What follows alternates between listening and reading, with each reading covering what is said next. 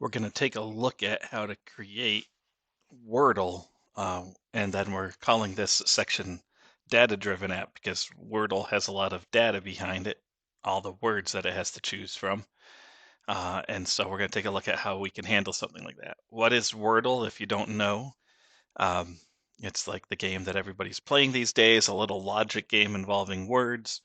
And what you have to do is you have to guess 5-letter words. As you type in the words, tells you yellow if it's the right letter, but in the wrong location. So if I typed olive, the E is only thing I got right. These letters aren't in it, but the E is not in the right spot. So then I tried stare, which was dumb because then I tried the E in the same spot again. So obviously that wasn't right. But there is an S and an A.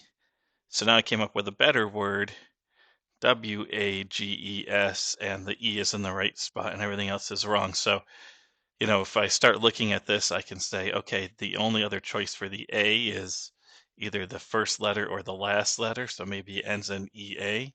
The S can't be there, so maybe the S is the second or the third letter.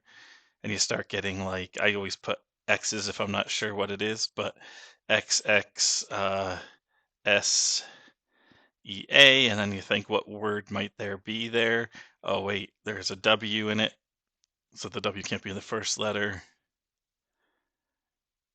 I don't think that there's a word like that, so that's probably not it, and then you go back and you think again. So anyway, that's how you play Wordle. It's a really simple looking screen. What we're going to do is we're going to recreate this screen first, and then we're going to do the code that we need to create it. So I've created a blank new app in MIT App Inventor.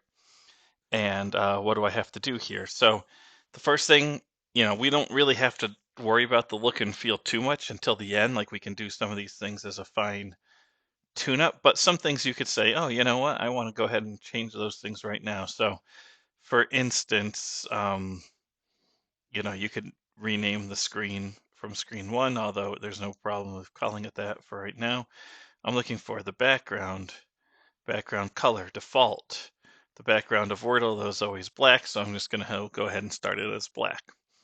Now there's going to be 3 main sections that we're going to do for Wordle. We're going to do the top bar where we just want what it is that we're doing, the section where we put in our guesses, and the keyboard section. To simplify this project, I'm going to simplify the keyboard and just turn it into a text box that the person can type into so we don't have to create our own keyboard.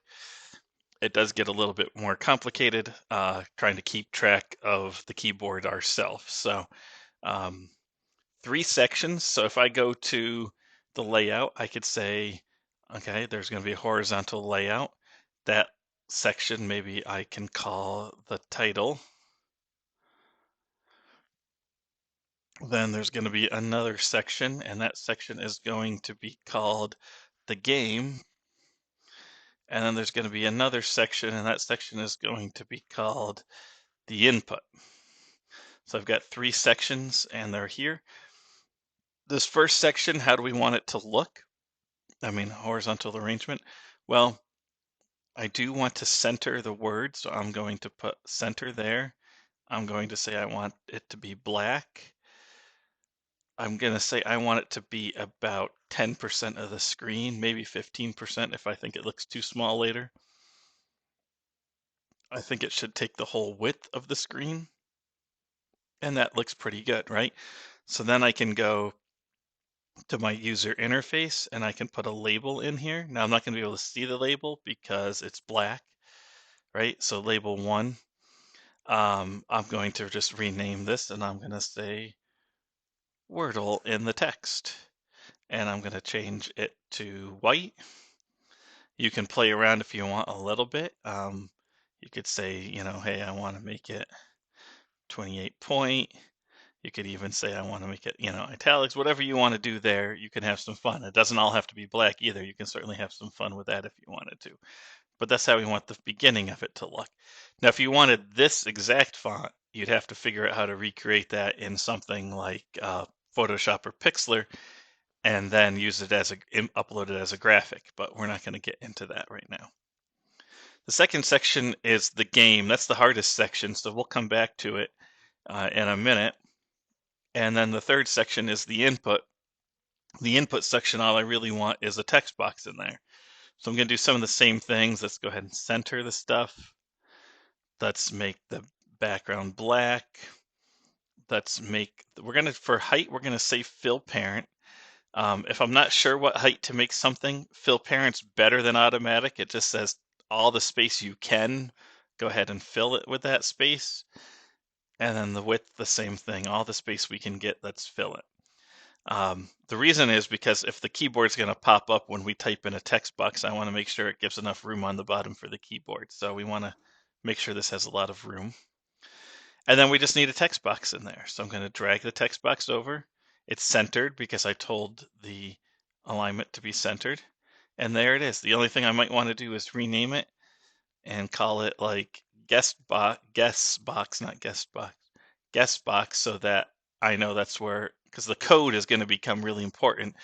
When the person's typing in here and presses the return key, that's going to actually make the game work, because it's going to say, oh, they've typed in a word, let's go ahead and guess the word. So we need to make sure we know what to do for that. And then we're into the meat of this layout, which is here. And we can go ahead and center things. We can go ahead and call the background color black. We can go ahead and fill the parent. So now it's going to make this about 50% and this about 50%. Fill the parent.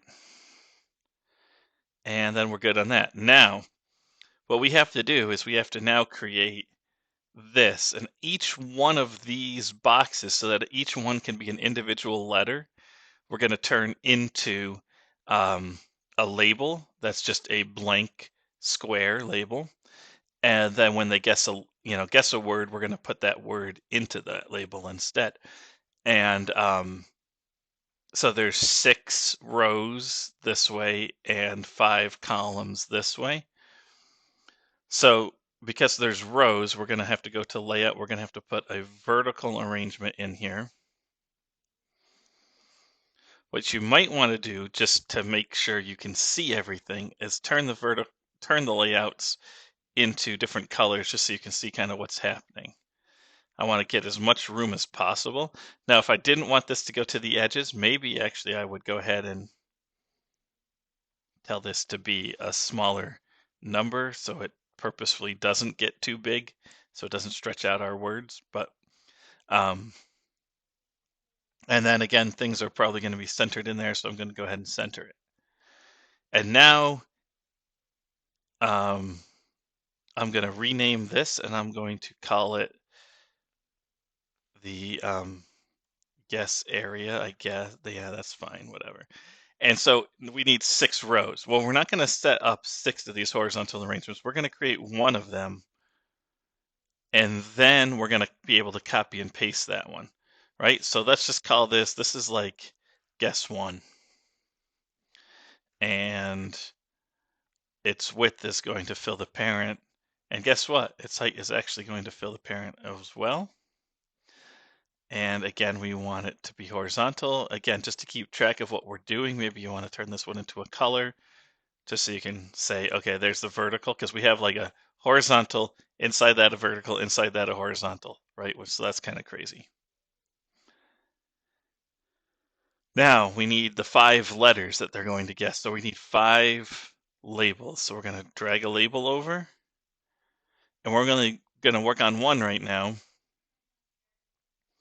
We're going to rename that. And so this might be called like guess 1 letter 1 or something like that. So since I'm in guess 1's area, I'm just going to call it letter 1. And what do I want for the text? Well, what I want here is like some sort of box. Like, I guess you could do a capital O and kind of make it look like, a circle. But that's not quite what we want.